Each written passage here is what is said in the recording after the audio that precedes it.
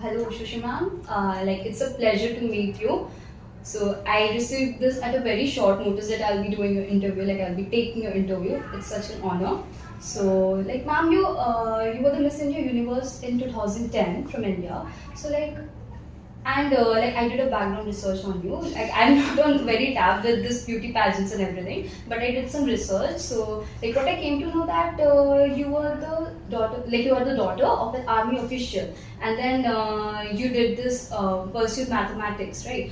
And then you went on ahead. You were from Kendra Vidyalaya, and then you went on ahead to do engineering. So ma'am, then you went on to a completely different realm altogether, beauty pageants and everything. So what made you choose that, and what actually what hit you that I'm going to do this, because those are completely different. First of all, thank you so much for being so kind and having me on this platform today. I think a little bit of what your research was is absolutely right on point. I was studying in Kendra Vidyalaya, which is basically an Army Air Force school. My father was with Indian Air Force, so I was born in Delhi and raised in Gujarat. And then a part of my life, I lived just traveling around India. And since my father is an engineer, he always wanted either me or my sister, one of us, to study engineering, and he was very keen that we do the traditional science, and then if not in engineering, then a BSc, MSc, and kind of go into the academic field. But I have always wanted to be in the media and entertainment industry. I think that part of my intelligence I inherited from my mother's side, because my grandfather, my mom's dad, my Dadu was a very renowned film editor. In fact, he's a national award winning film editor, and I think that always kind of attracted me. I loved being on a stage, and I loved public speaking. So since very early in life, since childhood, I used to be a very active, active in extracurriculars in schools. I was in the debate community, I was in the sports community, and I would also, anything that related to public speaking was something I always enjoyed. So very early in life, I did all the, I was a, you have the for me it was always exciting to be a leader on stage and speak for people, and that kind of led me to have an immense interest in social issues. So after I finished my school, I very calmly sat my father down one day and I said that, see, I don't think engineering is happening to me, because I'll be a very sad engineer. And so let me do what I want to do. And I joined St. Xavier's College, and I completed my graduation in humanities. I studied political science, and then I did my diploma in hospitality. And this I'm talking about in 2008. So it was very, very interesting at that point of time. I still remember that day, to sit my father down and convince him that this is what I want to do with my life. Obviously, it wasn't an easy step, but when you are passionate about something, it's more of your duty and your job to be loyal to your dream. Once your parents will see that you want something so much that you're working towards it, I'm sure sooner or later they also kind of accept it. And I think for my father, he only took me seriously after I won Miss India. Before that, he always thought that it's a hobby, I will get over it. So I think that's how my journey was spanned out, and I think I was really grateful and lucky to be able to be on a platform like Miss Universe. And if that wouldn't have happened to me, I think it would have been, my father would have been very angry. Actually, and parents need a lot of convincing. Had you not won Miss India, then you would not have gone to become Miss Universe from India's end. Yeah, I think it's very important. If you're a rebel, you have to be a success. You can't be a Actually. rebel and a failure. Yeah. You know, you Because- can't be a rebel to your, you can't tell your parents that this is what I want to do and then Yes. fail in what you want to Exactly. do. Okay. So I think whoever's watching me, please, be serious about being a rebel. You know, Actually. when you want to pursue a dream, you have to be very, very hardworking, because if you fail at it, then you can't come back home. So Exactly. And also, it's a huge embarrassment to yourself as well. I swear. And as a grooming enthusiast, basically, so hospitality for most of the time, it is grooming and grooming. So, and also there are one of those days when people can't always groom themselves up. Yeah. Like nobody likes putting on makeup for 7 days of the week, Absolutely. 7/24/7. So what would you like to suggest to such people who are all lazy about makeup, or they have got the potential but somewhere they lack in their grooming? So Yeah. what would you like to suggest to them? I think being presentable is, I feel that you have to wake up every day and want to look good. Exactly. You have to, and to want to look good, you have to feel good. Yeah.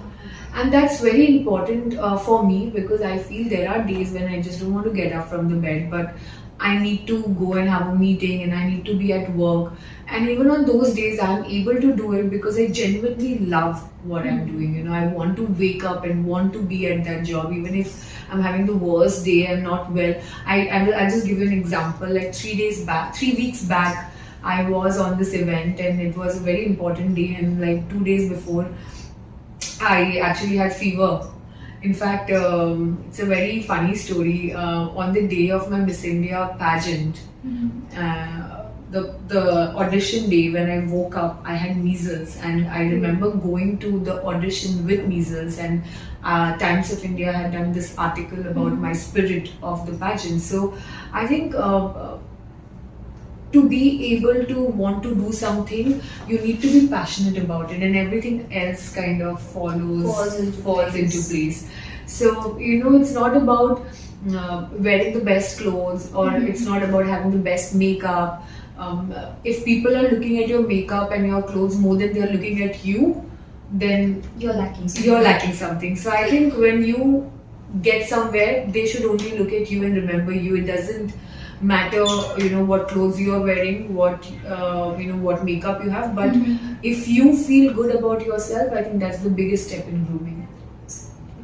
And for other days, you have makeup and you have great clothes and you have great shoes. Exactly. So I think hospitality industry teaches us to be at our best every day. So I think that's something people learn from our industry, that how to be your best every single day of your life. And then, there's this very common question, like beauty or braids. And now, personally, what I feel, and I guess I don't know if you resonate with the same emotion, but then I think that beauty and braids is something that should always be combined. But then I want to know your take on it, like what beauty or braids. I think if you are intelligent, you are beautiful. Yeah. I think it kind of and also beauty is very subjective. When you, definition of beauty is very subjective. When you go to a pageant like Miss Universe, you will understand. You meet, Miss China, Miss Jamaica, Miss USA, Miss India, Miss Singapore. So everybody, beauty is so different. You have brown hair, you have blonde hair, you have black hair, you have green eyes, you have blue eyes, you have black eyes, you have black skin, you have brown skin, you have white skin, and beauty is so different. And I think the idea of beauty is so subjective.